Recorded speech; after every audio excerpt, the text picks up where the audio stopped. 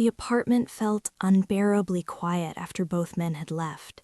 Anna stood in the center of the room, unable to move, as if the air itself had thickened around her. The echo of footsteps still lingered, Michael's retreating down the stairwell, Daniel's fading into the night outside. 2 directions, 2 lives, 2 loves. Her chest tightened until breathing hurt. For years she had believed her heart belonged entirely to one man, the boy she had loved with absolute certainty, the man she had sacrificed everything for. That truth had guided every lonely step she had taken since. But tonight, something terrifying had become clear. Her heart was no longer whole in the way she understood. Michael walked through the sleeping city with hands clenched at his sides. He had imagined this night so many times, finding Anna, hearing her explanation, reclaiming the love he believed frozen in time. He had expected tears, apologies, reunion. He had not expected another man. And worse, he had not expected to see Anna look at someone else with the same fragile intensity she once reserved for him. The memory burned. "Both," he murmured bitterly. Her word echoed again and again. She loved them both. It was not betrayal.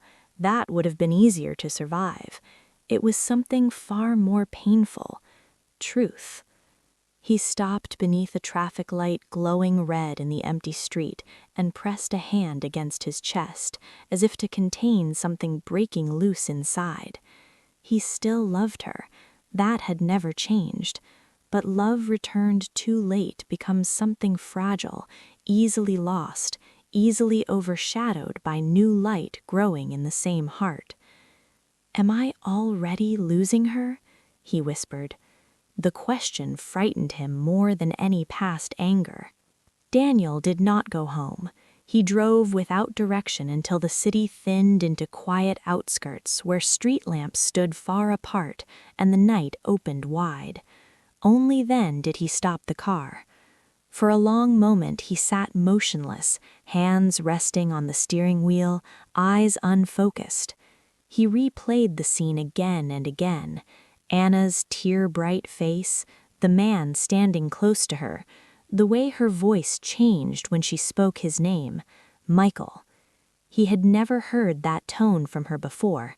It held years inside it. So this was the truth. There had always been someone else.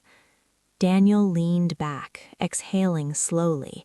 He had entered her life by accident, with no intention beyond kindness, but somewhere along the way, that quiet concern had deepened into something he had not allowed himself to name: love. And now he understood something equally undeniable. She had loved another man long before him. The rational part of him spoke clearly: walk away, spare yourself. But another part, the part that had watched her cry alone beside a window, refused. She didn't deny loving him, he said quietly, but she didn't choose him either. That was the fracture where hope lived. Anna sank slowly onto the edge of her bed. Her hands lay limp in her lap, fingers cold. She replayed every word spoken tonight: Michael's confession, Daniel's silence, the impossible question that had split her heart open. Do you love him? Her answer was no answer, because she could not divide feeling into neat truth and falsehood. Michael was her past, her sacrifice, her first and fiercest love. Daniel was something new, gentle, patient, awakening parts of her she believed dead. 2 loves, different, both real. "I didn't mean for this," she whispered. But love rarely asks permission. Her thoughts drifted to Daniel, the quiet hurt in his eyes as he stepped back, the distance in his voice when he said she owed him nothing. He had withdrawn without accusation, without demand. That absence hurt more than anger would have. Then Michael's face rose in memory, wounded yet still tender, offering her freedom to choose, promising he would remain if she returned.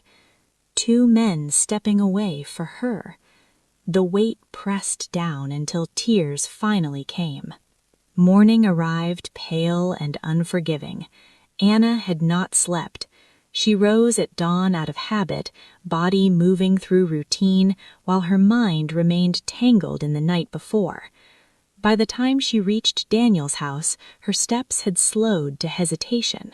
For the first time since she began working there, she was afraid to enter. What had changed? Everything. She opened the door quietly and stepped inside. The house was still, washed in early light. "Anna." Her voice came from the living room. She turned. Daniel stood near the window where she had once cried, the same place their first fragile connection had begun. He looked composed as always, yet something guarded now lay beneath the calm. "You came," he said. The simple words held relief he didn't mean to reveal. "I work here," she said softly. "Yes," he replied, "but after last night I wasn't certain you would want to." Their eyes met, and all that had remained unspoken surged between them. "I'm sorry," she whispered. "For what?" "For hurting you."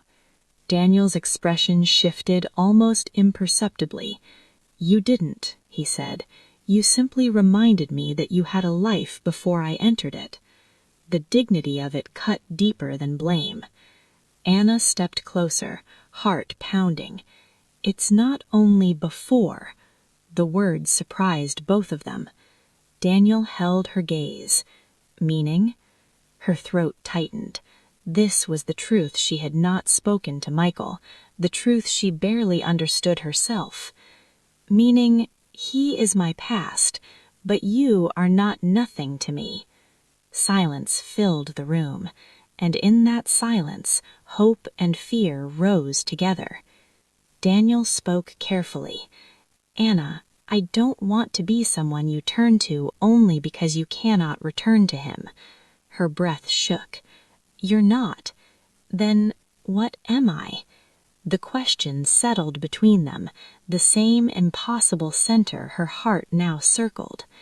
Anna looked at him, really looked, and felt something fragile unfolding, something that had grown quietly without permission.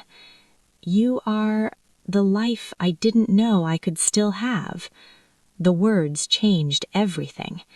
Daniel's composure finally cracked, just enough to reveal the depth beneath, and for the first time since the night before, the future opened again, uncertain but real.